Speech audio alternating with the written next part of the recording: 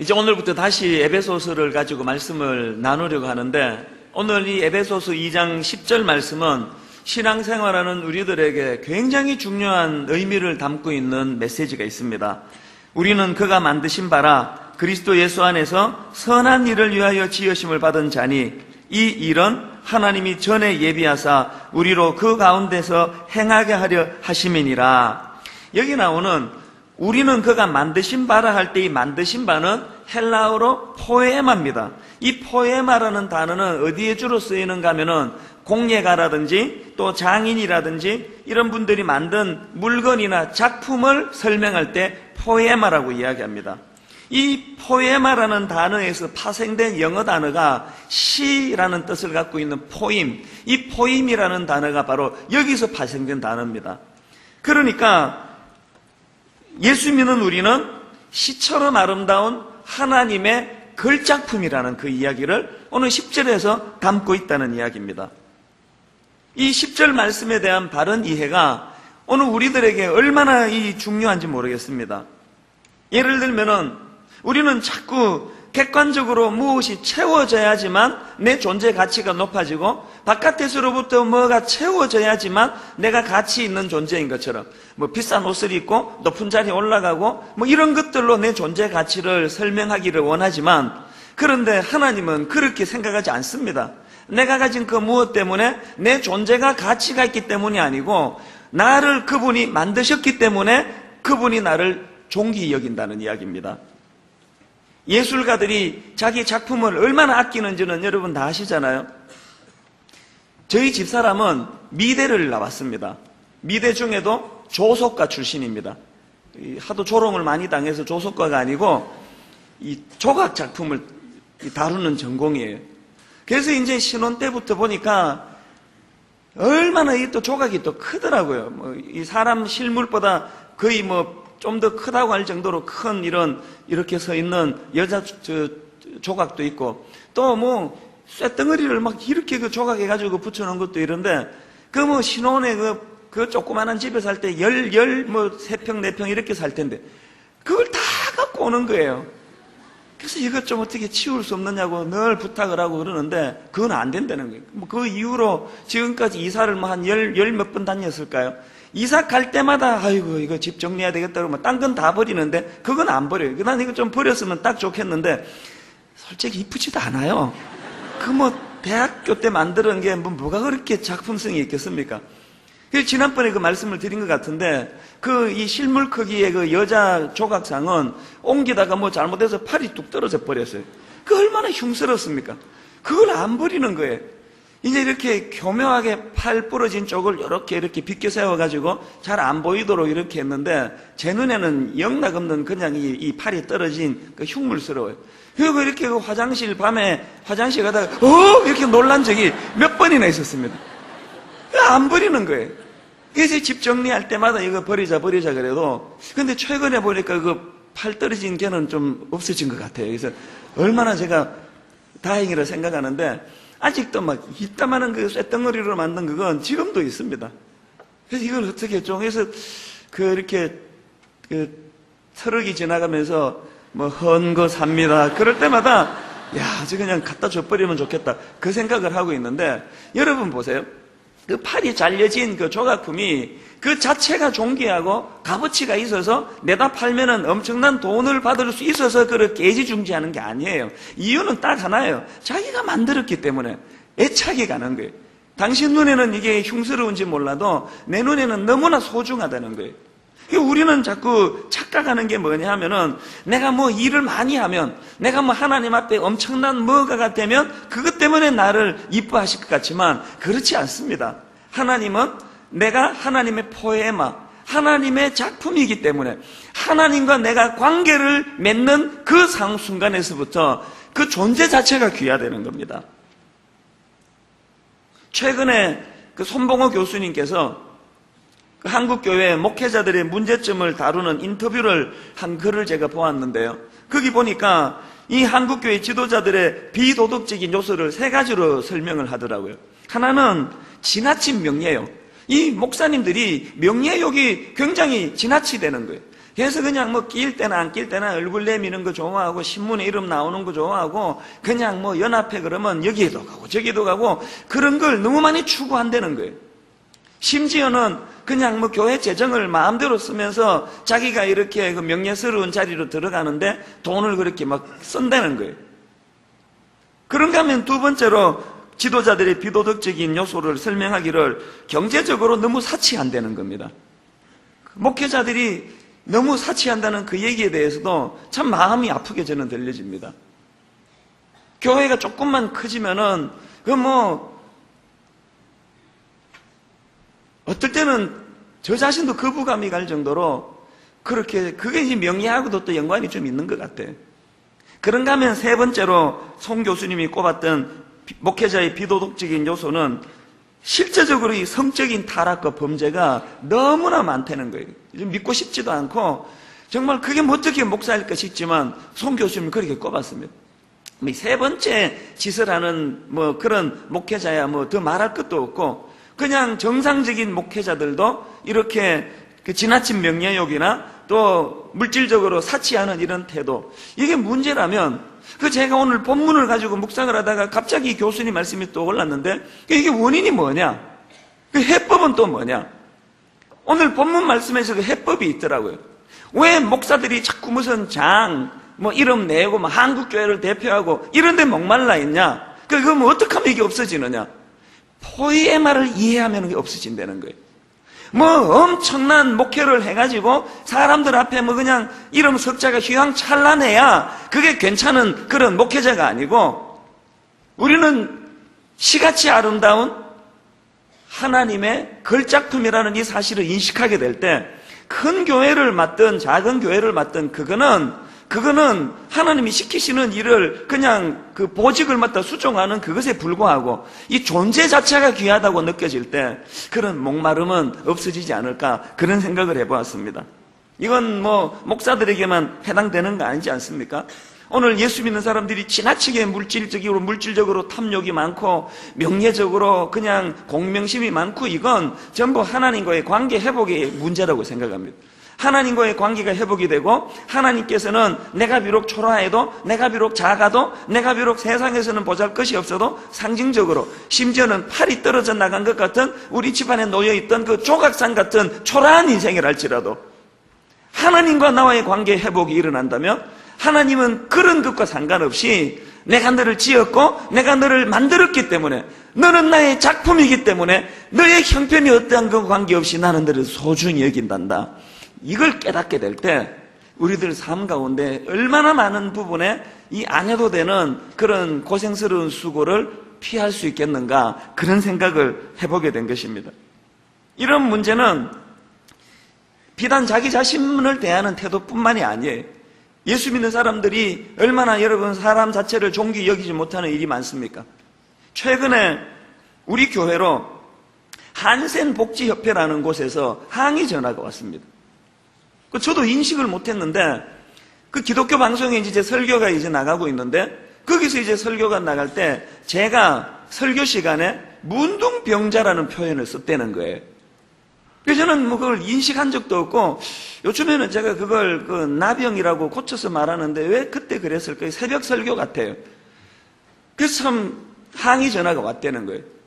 그래서 참 미안한 마음을 들었는데 자꾸 전화가 오는 거예요. 전화가 와가지고는 사과하라는 겁니다. 그래서 제가 이건 좀 지나치지 않나. 이거 딱 문맥을 들어보면은 그걸 비하하려고 그런 게 아니라는 걸 딱 들으면 아실 텐데 왜 이렇게까지 하시나.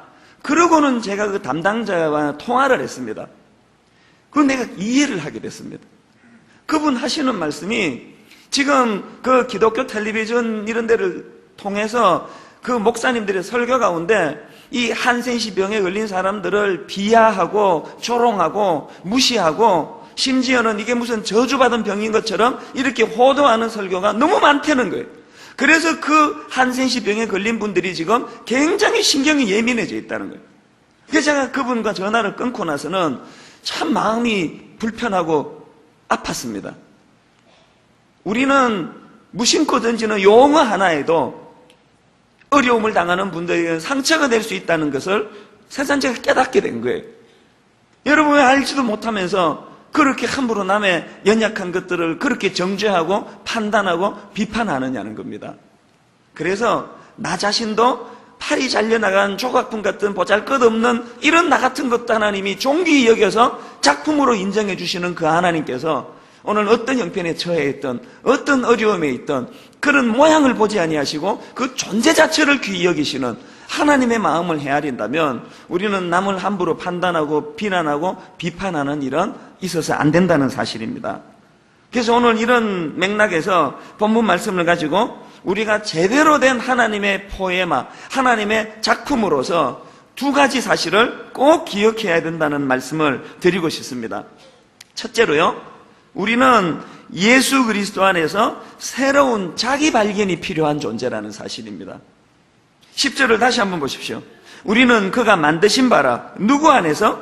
그리스도 예수 안에서 선한 일을 위하여 지음받은 것자니, 이 주님 안에서의 새로운 자기 발견. 예전에는 내가 가진 그 무엇 때문에, 내가 가지고 있는 어떤 실력 때문에, 그래서 이것을 향하여 목말라 허덕이고 다녔고, 그런 것에서부터 조금만 이탈이 되면 열등감에 빠지고 자기 비하에 빠지고 그랬던 인생이었는데, 어떤 자기 발견이 필요합니까? 이제 주님 안에서 그런 겉으로 보여지는 이런 것으로 내가 판단받고 내가 규정되어지는 것이 아니라, 나는 하나님의 포에마, 하나님의 작품으로서 그 내 존재 자체가 존귀하다는 것을 인식하기 시작한다는 이야기입니다.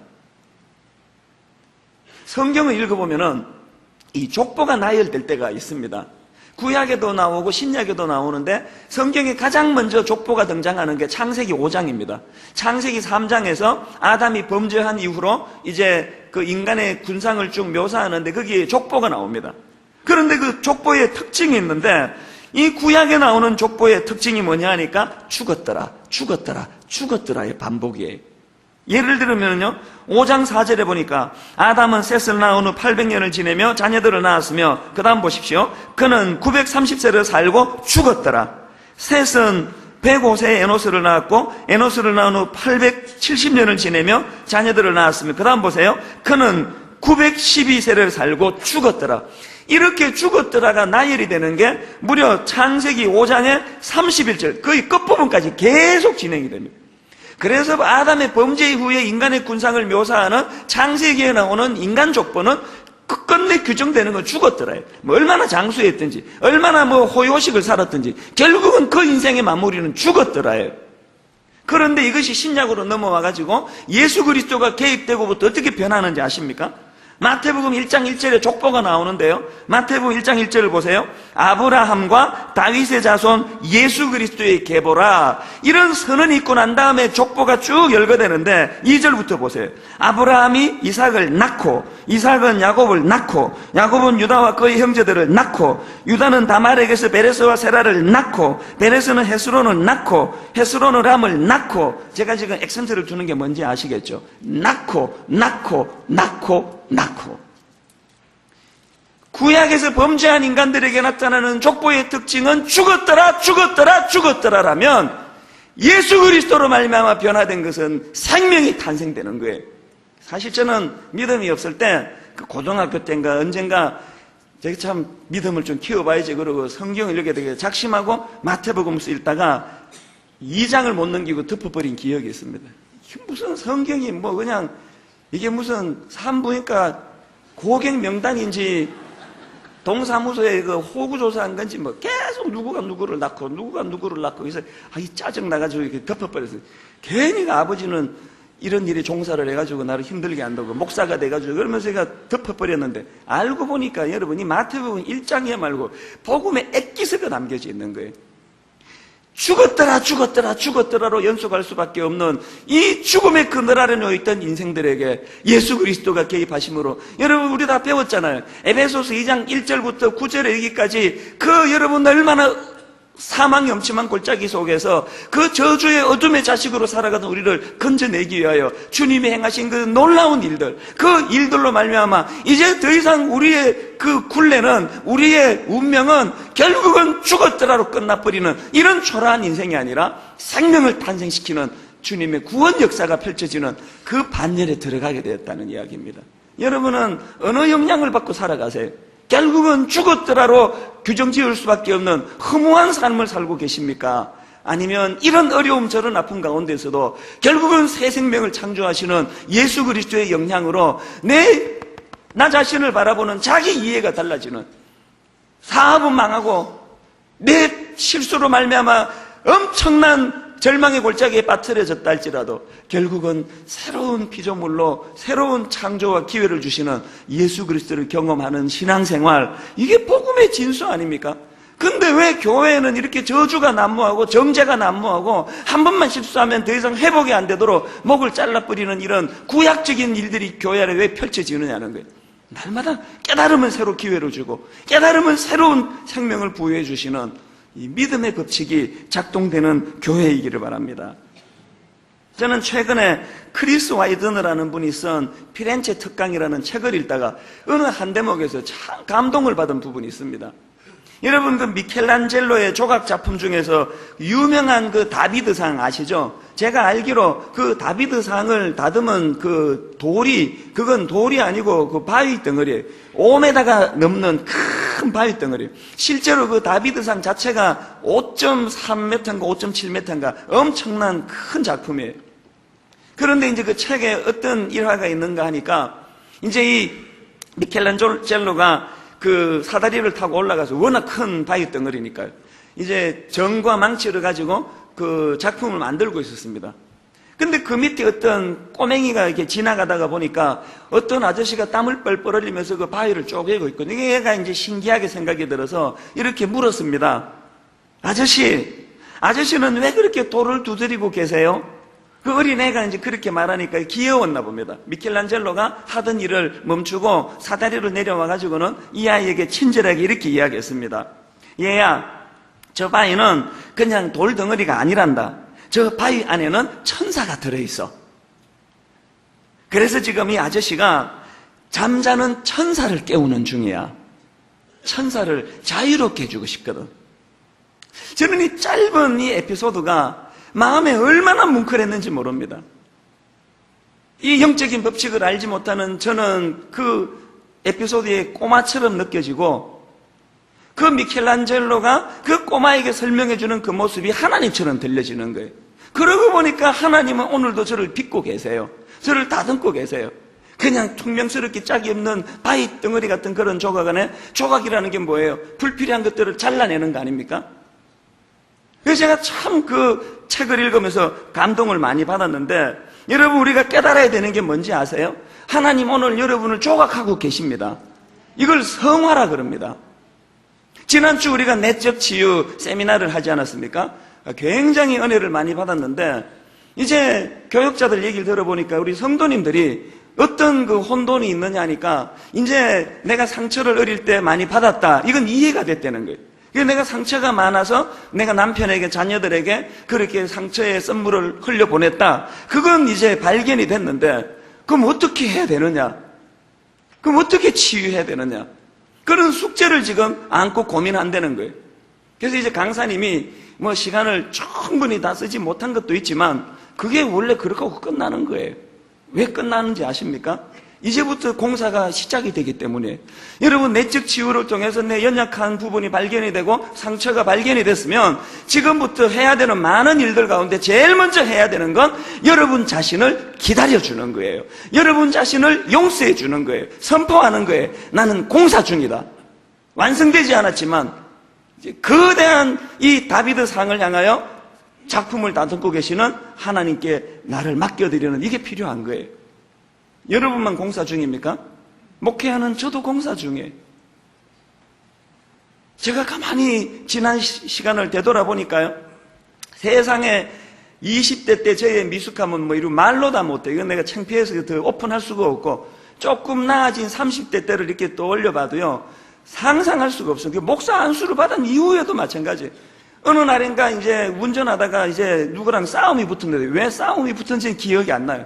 차에서 내려가지고 문도 안 닫고, 이제 프라이드니까 조그마니까 이제 통행에 지장이 없었겠죠. 차 문도 막 안 닫고 내려서 막 씩씩거리면서 삿대질하면서 뭐 핏대가 쫙 하고는 정신 차리고 보니까 사랑의 교회 앞이에요. 많은 성도들이 지나가면서 힐끔힐끔 본 게 그게 저 목사가 왜 저러나 그러고 봤을 것 같은 그런 기억으로부터 시작해가지고 목사 안수 받고도 성도들을 아프게 한 일이 참 많았던 기억이 나더라고요. 여러분, 사실 제가 목사 안수를 받기 전에 하나님 앞에 금식하며 기도했습니다. 뭐 40일씩 이렇게는 안 했습니다. 이제 우리 아버지 일도 있고 그래서 그냥 이제 한 끼씩만 이렇게 금식하면서 너무나 제가 간절하게 기도했습니다. 하나님, 이제 제가 목사 안수를 받을 텐데 노회 목사님들이 그냥 머리에 손 얹고 인간적으로 끝나는 절차가 되지 않게 해주시고 목사 안수를 받는 그 시간에 성령께서 친히 임재하셔서 내 모든 성격적인 문제, 연약한 것들을 다 태워주시기를 바랍니다. 완전히 새로 변화가 되기 원합니다. 금식하며 제가 기도했습니다. 질문, 그 기도가 응답이 됐을까요? 안 됐을까요? 안 됐습니다라고 크게 이야기하니까 정답을 말해주셨는데요, 응답이 안 됐습니다. 목사 안수 받고도 나쁜 짓 많이 했습니다. 11계명 들키지 말자 그러고 살아서 그렇지, 목사 안수 받고도 부끄러운 생각 많이 했고 부끄러운 짓 많이 했고 성도 다치게 많이 했고 30대 때는 말로 다 못해요. 그런데 여러분, 제가 은혜를 받는 게 뭔가 하면은요, 어느 날 문득 되돌아보니까 30대 때의 저의 그 미숙한 것보다 40대 때 너무나 많이 교정된 저를 발견했고 50대가 되면서 30대 때는 상상할 수 없는 다듬어진 제 모습을 발견을 하는 거예요. 동의를 못하겠다는 표정을 짓고 계시면 60대가 될 때까지 기다려주세요. 더 나아질 거예요. 아니나 다를까 저는 최근에 제 아내로부터 가장 기쁜 이야기를 들었습니다. 자기 친구랑 이렇게 대화하는 걸 제가 들어보는데 뭐라고 이야기하는 거니까 우리 목사님이 정말로 옛날과 달라져 가고 있는 모습이 보인다는 거예요. 그 여러분 이렇게 말하면 은혜만 받으면 되는데 도대체 옛날이 어땠길래 이렇게 상상하시면 안 됩니다. 이게 공사 중이라는 거예요. 오늘도 그 거대한 바위 덩어리를 정으로 쪼개고 있는 그 미켈란젤로와 같은 그 모습이 나를 향하신 하나님의 모습이에요. 그렇기 때문에 우리는 이웃의 연약함도 용서해야 되지만 더 중요한 건 내가 나를 용서해야 됩니다. 그리고 내가 나를 기다려줘야 돼. 더디 성장하는 것, 더디 성숙해지는 것에 대해서 조급해하지 말면서, 그래서 저는 이런 답을 얻었습니다. 왜 하나님은 내가 목사 안수 받을 때 그렇게 애절하게 성화를 부르짖고 기도했는데 응답이 없었을까? 왜 안 들어주셨을까? 답을 찾았습니다. 그렇게 살려는 거예요. 그렇게 죽을 때까지 조금씩 변하면서 죽을 때까지 하나님 의지하고, 하나님 의지 않으면 다시 옛날로 떨어지는 이런 살얼음 판을 걷는 삶을 하나님이 원하시더라는 거예요. 그러고 보니까 그게 진리예요. 만약에 제가 여러분 33살에 목사 안수 받으면서 그 응답이 됐다고 치면은 저는 이제 그런 실수는 안 하며 살았을지 몰라도 교만 덩어리가 됐을 거예요. 다른 실수하는 목사님들을 보고 다른 실수하는 성도들을 보고 견딜 수 없는 정죄감에 사로잡혔을 거예요. 그런데 제가 이렇게 연약한 게 많으니까 저는 실수하는 목사님들을 볼 때마다 항상 속으로 이렇게 생각해요. 아무리 저래도 저거 나보다 낫지. 난 안 들켰고 저분은 들켰을 따름이지. 그러면서 위로를 해드리는 거예요. 그래서 저는 깨닫습니다. 죽을 때까지 이 공사는 계속될 것입니다. 한 단계 한 단계 성화로 나아갈 때에 저는 내적 치유를 받은 이후로 여러분 스스로를 기다려주시고 여러분 스스로를 오래 인내하면서, 그러나 이 소망, 너희 안에 착한 일을 시작하신 이가 그리스도 예수의 날까지 반드시 이루어지고 응답되게 될 것이라는 이 확신을 갖는 여러분 되시기를 바랍니다. 그런가 하면 두 번째로 기억해야 되는 게 뭐냐 하니까 우리는 하나님의 작품입니다. 하나님의 작품인데 용도가 있습니다. 어디에 쓰시려고? 선한 일에 쓰시려고 만드신 작품이라는 사실입니다. 10절에 나와 있죠? 우리는 그가 만드신 바라 그리스도 예수 안에서 선한 일을 위하여 지으심을 받은 자니, 이 일은 하나님이 전에 예비하사, 그 다음 보십시오. 우리로 그 가운데서 행하게 하려 하심이니라. 여기 나오는 행하게 하려 하심이라 할 때 이 행하다라는 단어는 헬라어로 페리파테오라는 단어예요. 그런데 흥미로운 것은 이 페리파테오라는 이 단어가, 똑같은 단어가 바로 앞에 있는 에베소서 2장 2절에도 등장한다는 이야기입니다. 2절에 보니까 그때에 너희는 그 가운데서 행하여, 이때 단어가 바로 페리파테오예요.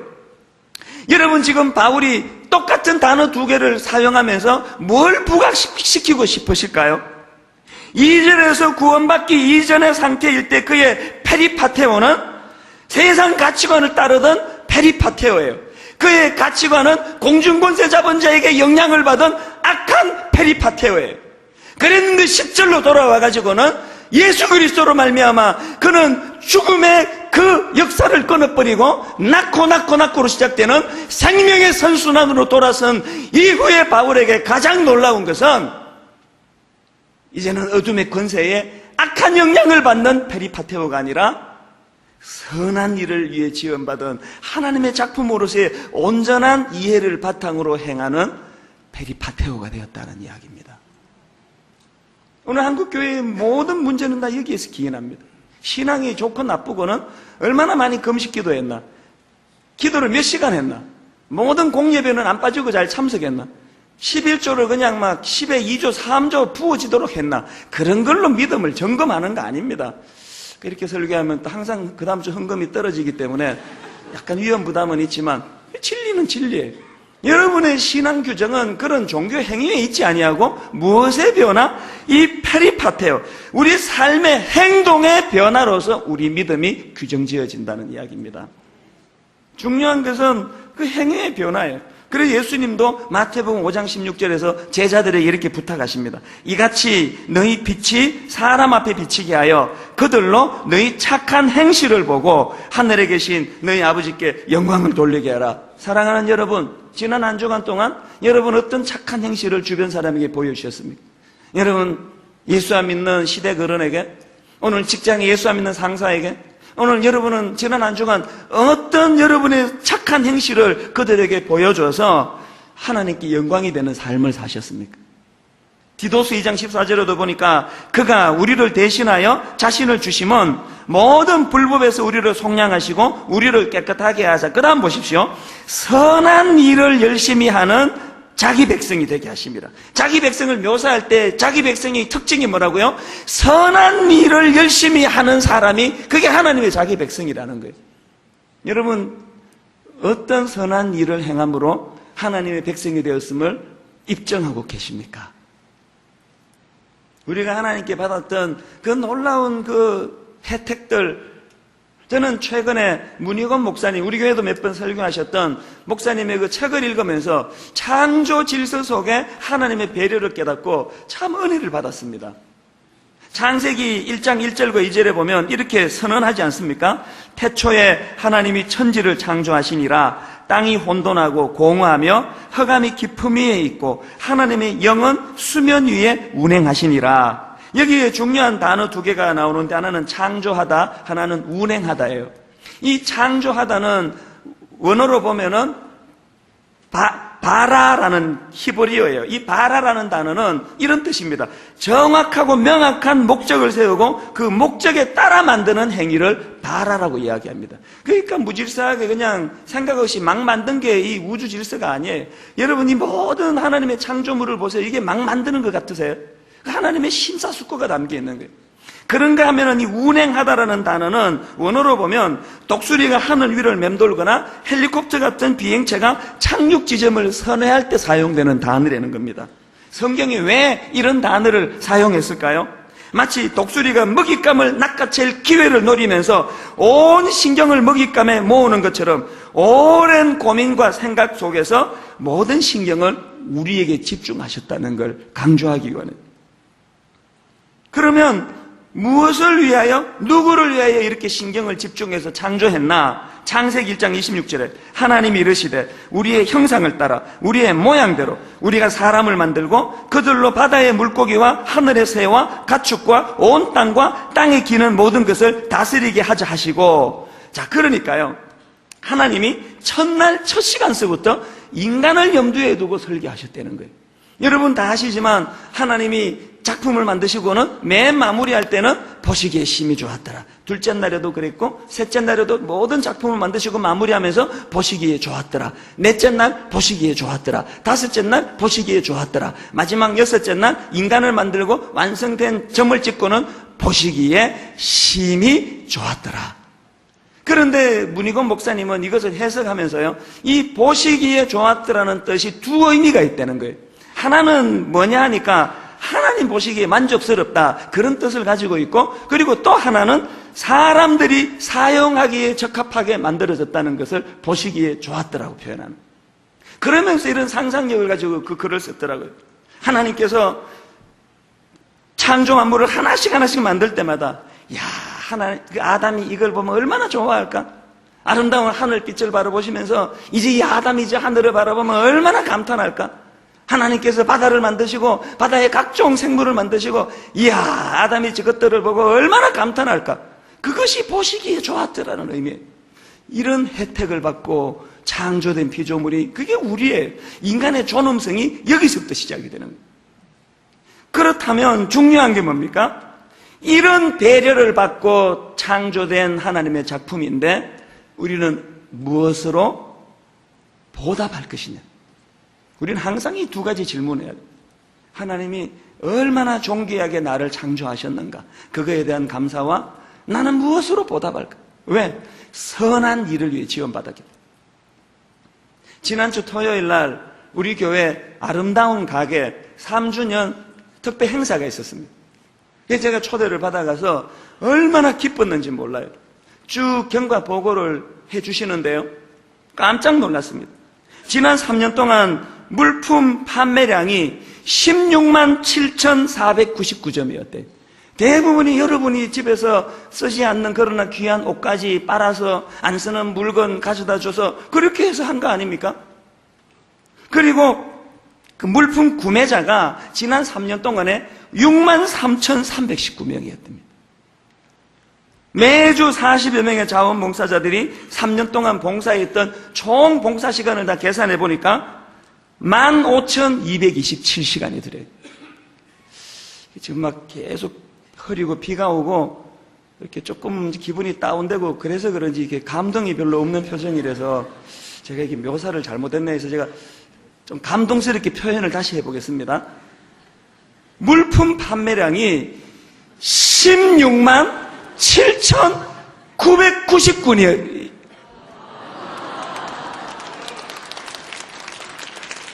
참 감동이 없습니다. 이게. 이러는 게, 저는 그 보고를 들으면서요, 분당 우리 교회가 여기 있는 것이 지난 8년 동안 하나님께서 기뻐하시는 선한 일을 위하여 자그마한 일이라도 동참할 수 있게 됐다는 거, 얼마나 기뻤는지 몰라요. 그날 그 행사를 하는데 뭐 공간이 좁으니까요, 이렇게 길거리 주차장 2개인가를 이렇게 막아놓고 행사를 하는데, 그 초대 가수로, 이제 우리 교회 성도니까 그게 가능하겠죠. 가수 중에서 신영원 씨를 초청하고 그 SBS 아나운서 출신 아시죠? 이창섭 아나운서 2분을 초청했다는 거예요. 내가 그 담당자한테 신뢰가 되지 않도록 잘 설명해 드려야 된다고. 그러니까 아주 초라하고 작은 장소라는 걸 미리 이렇게 설명해서 그분들이 실망하지 않도록 해드리라고. 그렇게 하고는 이제 그분들이 초청이 됐는데 제가 만나서 또 그 얘기를 드렸어요. 아이고 죄송합니다. 이 길거리에서 이렇게 마이크도 구비가 안 되고 여러 가지 불편한데 모셔서 죄송합니다 그랬더니 2분 다 한결같이 하는 얘기가, 목사님 무슨 말씀을 하십니까? 내가 가진 재능을 가지고 이렇게 쓰일 수 있는 게 얼마나 기쁘다는 뜻으로 그렇게 말씀하시더라고요. 저는 우리 교회가 이런 선한 일을 더 많이 하기를 원합니다. 아침에 일부 예배 때 보니까요, 추석에 이제 경제적으로 어려운 분들을 위하여 빈 박스를 나눠드리고 거기에다가 뭐 다 채워오라 그랬는데, 제가 들어보니까 이게 무게가 만만치 않아요. 고추장 뭐 이런 것들이 잔뜩 들어있기 때문에 비는 그냥 부슬부슬 내리는데 그 고추장을 들고 저기 운동장 끝에서부터 오기까지가 그 얼마나 불편하고 힘드셨겠습니까? 근데 저는 이런 생각이 문득 들더라고요. 그게 바로 예배예요. 그 고추장 무겁게 들고 오는, 그 박스를 들고 오는, 그게 이미 예배가 드려진 거예요. 뭐가 예배입니까? 하나님의 창조 지수에 따라 선한 일을 위해 지원받은 우리가 거기에 순응하며 동참하며 사는, 그게 예배예요. 분당 우리 교회는 이런 선한 일을 더 많이 하게 되기를 바랍니다. 뿐만 아니라 여러분의 직장에서, 여러분의 삶터에서도. 이제 결론을 맺으려고 합니다. 옥하는 목사님이 그 소천하시던 날 참 마음이 아팠습니다. 이른 아침에 교회에 회의가 있어가지고 차를 몰고 가는데 급하게 연락이 왔습니다. 지금 목사님께서 지금 곧 위독하시다는 거예요. 그래서 회의를 취소하고 바로 이제 그 해화동에 있는 서울대 병원으로 차를 방향을 돌렸는데 그날 마침 태풍이 분 날이에요. 얼마나 차가 막히는지 나무는 그냥 길거리에 막 썰어져 있고 차는 정체되고 속은 다 타는데 그렇게 하고는 병원으로 달려갔더니 너무나 원통하게 안타깝게도 방금 전에 소천하셨다는 거예요. 너무 마음이 무너졌습니다. 이제 유족들하고 같이 마지막으로 이제 중환자실로 들어갔는데 보니까 제가 그 중환자실 방문할 때마다 코에도 호수를 연결하고 어디도 뭐 연결하고 온몸에다 불편하게 그랬는데 그거 다 떼고 깨끗하신 모습으로 누워 계시는데요. 제 마음에 자꾸 그러다 일어나실 것 같은 거예요.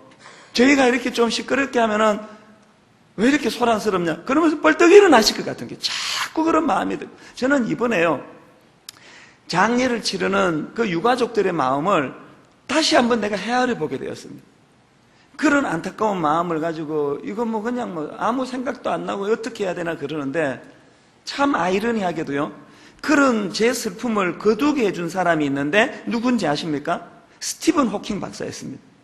공교롭게도 그날 신문에 보니까 스티븐 호킹 박사가 자기 지식으로는 이제 하나님은 없다, 신은 없다라고 자기는 판정한다, 그렇게 이야기를 했더라고요. 그리고 그것을 모든 신문마다 무슨 대서특필을 해놨더라고요. 아이러니하게도 그 스티븐 호킹 박사의 하나님은 없다라는 그 선언이 내 슬픔을 걷어가게 만들었습니다. 도전했습니다. 당신의 알량한 머리, 나보다 머리 좋은 건 내가 인정하지만 피조물로서 그 머리로 하나님이 없다라는 이런 무엄한 이야기를 한 거에 대해서 내가 도전으로 받아들이겠다고.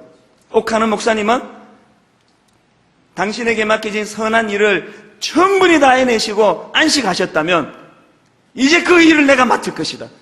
내가 호흡이 닿는 그날까지 하나님의 살아계심을 선포하고 증거하는 일에 내가 헌신하게 될 것이다. 스티븐 호킹 박사가 아무리 없다고 소리를 쳐도 여러분, 거대한 초라하게 짝이 없는 다듬어지지 않은 바위 덩어리 같은 이찬수 목사 같은 이 존재를 정교하게 다듬어 오늘도 빚어 사용하시는 그 하나님을 내가 어떻게 부인할 수가 있겠느냐고.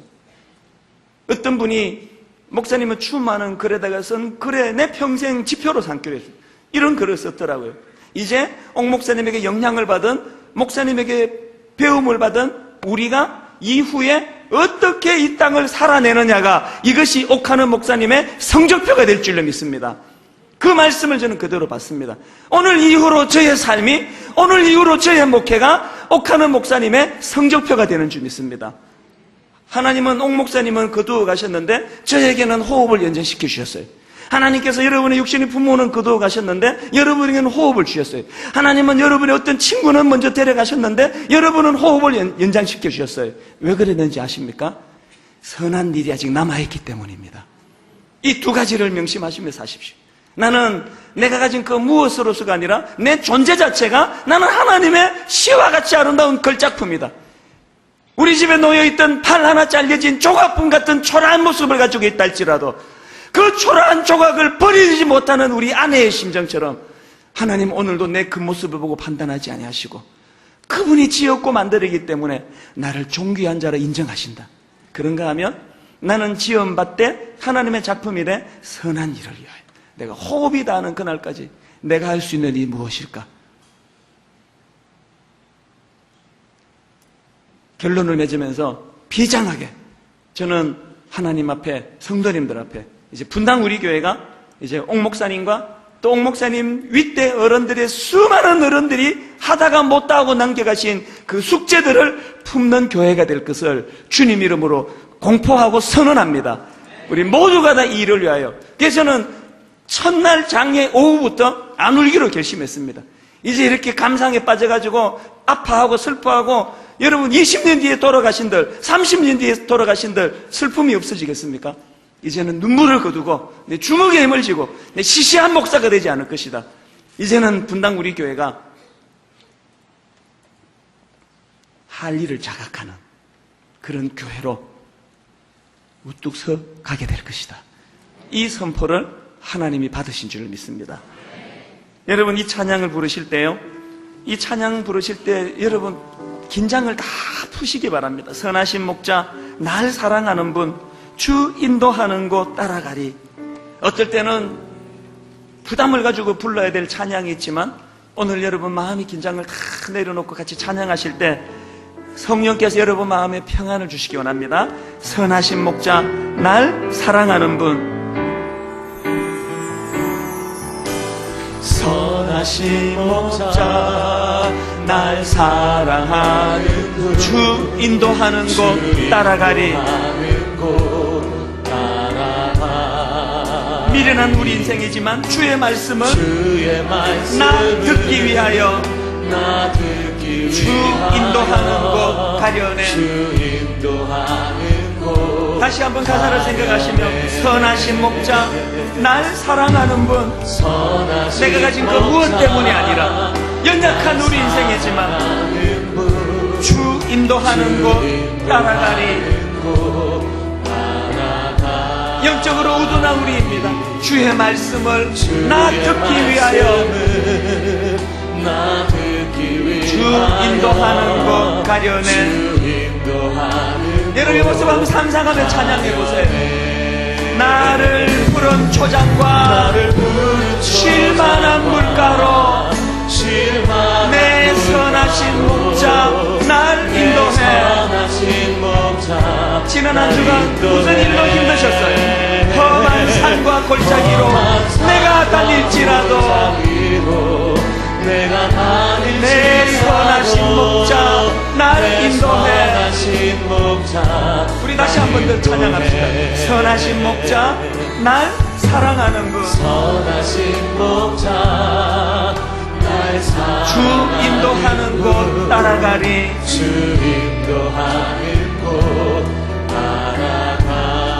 주의 말씀을 나 듣기 위하여 주 인도하는 곳 가려네. 이 장면을 한번 영혼을 열고 상상해 보세요. 나를 푸른 초장과 쉴만한 물가로 내 선하신 목자 날 인도해. 우리는 버려진 고와 같은 존재가 아닙니다. 험한 산과 골짜기로 내가 다닐지라도 해를 두려워하지 않을 것. 내 선하신 목자 날 인도해. 나를 푸른 초장과 쉴만한 이 물가로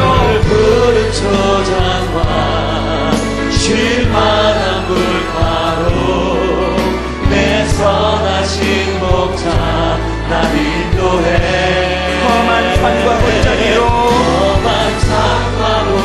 내가 다닐지라도 내 선하신 목자 날 인도해. 우리 말씀을 생각하며 이 찬양을 합심해서 같이 기도하시겠습니다. 같이 기도하십니다. 고마우신 하나님 아버지, 오늘 예배 가운데 저희들에게 다시 한번 깨닫게 해주시니 감사합니다. 우리는 하나님의 포엠합니다. 우리는 하나님의 시같이 아름다운 걸작품입니다. 하나님, 비록 팔이 잘려나간 조각품 같은 볼품없는 우리의 삶이지만 하나님은 우리를 귀히 여시고 존귀히 보시며 오늘도 우리 삶 가운데 아버지 말씀으로 위로해 주시고 새롭게 해주시니 감사합니다. 하나님 아버지, 우리에게 이 사명이 있음을 자각하게 하여 주시옵소서.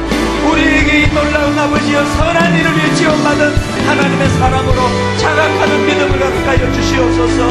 존귀하신 주님, 내 초라한 육신이 아니라 내 안에 계시는 성령의 역사로 말미암아 하나님 포ema 주님의 시 같은 걸작품이 우리 자신을 장악할 수 있도록 인도하여 주시기를 원합니다.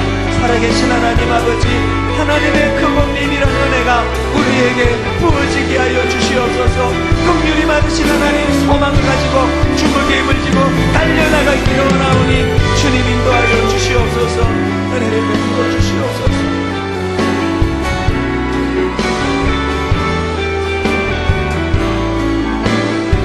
여러분, 조용히 반주를 들으시면서요, 이 시간 자기의 모습을 되돌아보세요. 왜 자꾸 열등감에 빠집니까? 왜 스스로를 초라하다고 생각합니까? 육신적으로 여러분, 우리 집에 있던 그 조각 작품처럼 팔이 잘려나간 그것 때문에 마음에 자꾸 부담감을 가지고 열등감을 가지십니까? 그것을 만든 우리 아내, 제 아내는 거기에 하나도 마음이 실려있지 않더라고요. 난 그냥 너 자체가 좋다, 이쁘다, 이것이 만든 분의 메시지라면 더 이상 열등감에 허덕이지 않으시기를 바랍니다. 그런가 하면 호흡이 닿는 그날까지 크고 작은 것은 문제가 아니에요. 내 주변에 내가 할 수 있는 선한 일이 뭘까? 내가 오늘 여기 호흡하는 것이 작게는 내 아내와 남편, 내 가족들에게, 크게는 이 교회와 이 지역사회와 이 나라와 민족을 위하여 선한 일에 지원받은 인생으로 살기를 원합니다. 이 두 가지를 결단하시면서 여러분, 위축감은 안 됩니다. 낮은 자존감 더 이상 우리에게 해당되지 않습니다. 열등감, 그것은 너무나 어리석은 생각이에요. 나 하나님의 시같이 아름다운 포에마, 글작품입니다. 하나님의 존귀한 자녀로서의 삶을 살게 하여 주시옵소서. 고마우신 하나님 아버지, 오늘 예배 시간에 놀라운 주님의 말씀을 선포케 하시니 감사합니다. 사단은 우리가 가진 그 무엇으로 우리를 치장하려고 유혹하고 있지만, 하나님께서는 내가 가진 그 무엇이 아니라 내 존재 자체를 기뻐하신다는 것을 깨우쳐 주셨사오니, 주님, 다른 것은 다 몰라도 나는 시같이 아름다운 하나님의 글작품이라는 이 사실을 마음에 인식하면서, 사람들이 나를 몰라주는 것은 예수 그리스도를 모르기 때문이라는 이 바울의 말씀, 이 요한의 말씀을 마음에 담고 우리도 그 법칙대로 살게 하여 주시옵소서. 선한 일을 행하는 교회, 선한 일을 행하는 그리스도인들의 삶을 허락하여 주시옵소서. 감사드리옵고 예수님 이름으로 기도드립니다. 아멘. 우리 다 자리에서 일어나셔서 찬송가 320장 1절만 찬양하고 예배를 마무리하겠습니다. 나의 죄를 적게 하사 주의 일꾼 삼으시, 구세주의 넓은 사랑 항상 간소합니다. 아멘.